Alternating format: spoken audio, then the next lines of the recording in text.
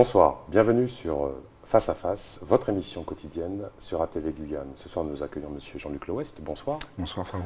Vous êtes le président de l'Union syndicale des opérateurs touristiques de Guyane. Oui. Première question. On va parler un petit peu de votre hôtel, parce que vous dirigez aussi un grand hôtel qui est situé près de l'Anse de Montabault, lieu qui a alimenté la rubrique des faits divers, au point que le patron de la police à Cayenne lui-même avoue ne pas vouloir s'y promener seul. Question, est-ce que votre hôtel est dangereux pour vos clients? Mon hôtel n'est pas dangereux pour les clients, puisque jusqu'à présent, toutes les agressions majeures qui ont eu lieu en dehors de l'hôtel et sur la plage. Je trouve dommage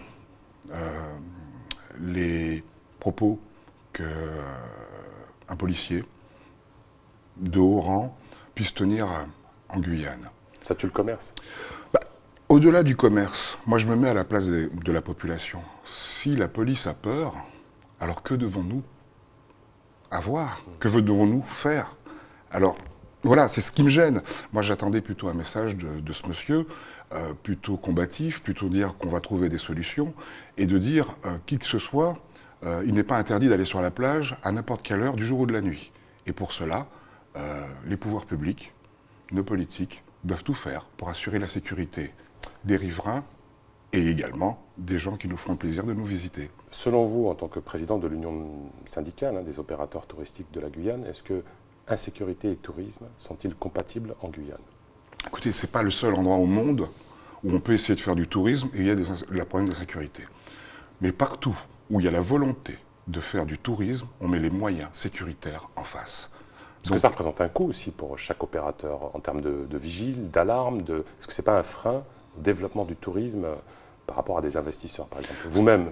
C'est pas un frein parce que forcément, si vous voulez faire du tourisme, il faut garantir aux gens de leur donner le maximum de sécurité, que ce soit à l'intérieur des hôtels, à l'intérieur de toutes les infrastructures touristiques, parce qu'on ne parle pas que d'hôtels, mais aussi à l'extérieur. Donc il faut que les gens puissent se balader partout, sur les routes, puissent visiter dans les villes et autres, puissent avoir le maximum de sécurité. Et ça, aujourd'hui, effectivement, quand on entend les propos de M. le cardinal, on est un petit peu en train de se dire, sommes-nous vraiment bien sécurisés? D'accord.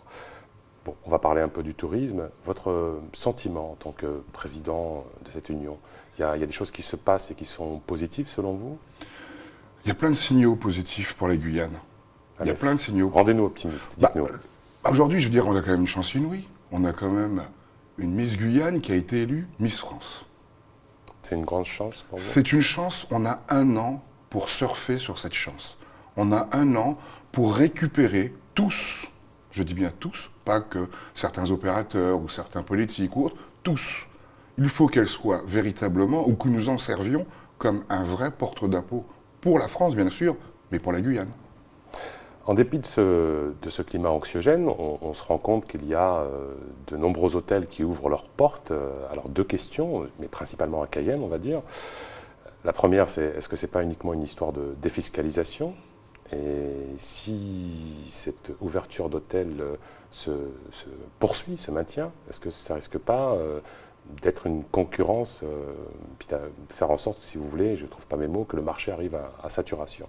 Alors, il faut bien comprendre que pour monter un dossier de défiscalisation, il y a des études qui sont faites par des tierces personnes et qui disent, voilà, il faut tant de chambres de plus.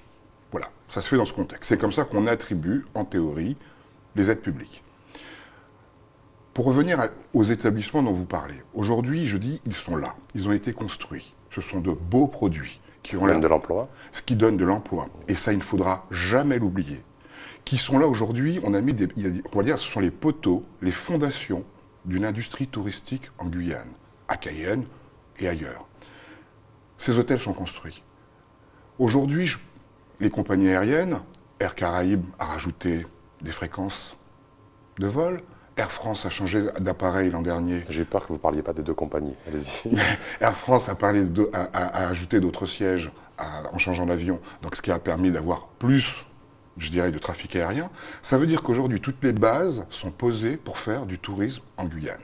Il y a de très beaux opérateurs qui sont construits, il y a de très belles choses qui ont été faites, mais le tourisme, avant tout, Farouk, c'est une volonté politique.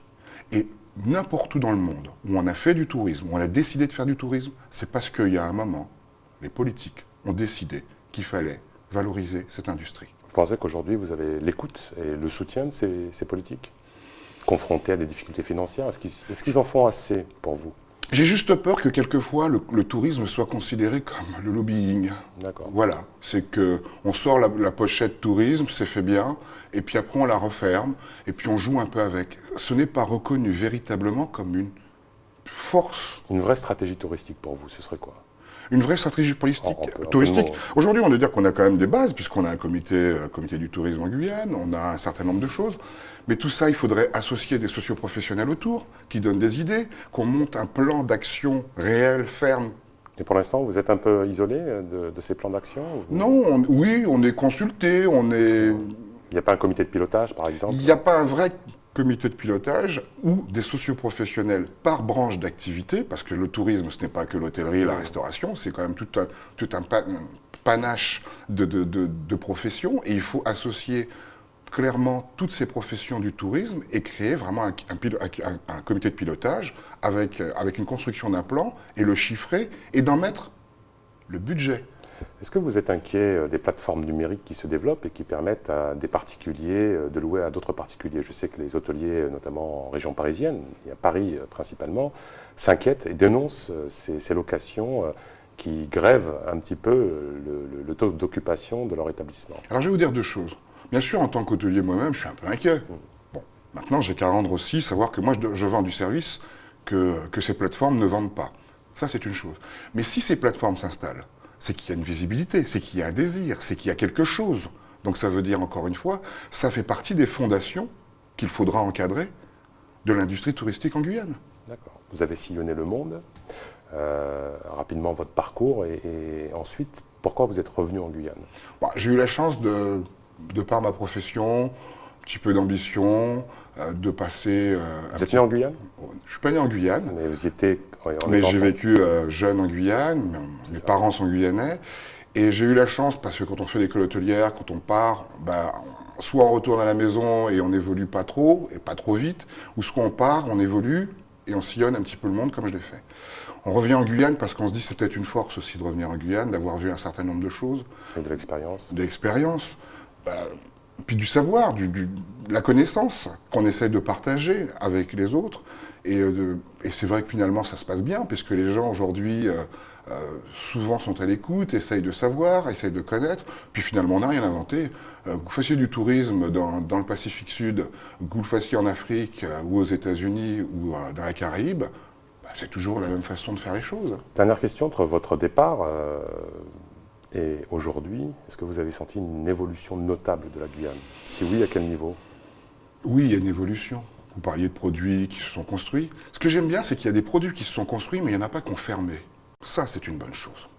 Vous êtes décidément optimiste, vous. Mais il y a tout, hélas. Il n'y a que le Guyanais qui doit être optimiste également pour y croire, que c'est véritablement pas un lobbying, mais quelque chose de réel. Sur le plan touristique, oui, il y a des choses qui sont construites, il y a des bases qui se sont mises. Mais qu'est-ce qui s'est passé à côté? Rien.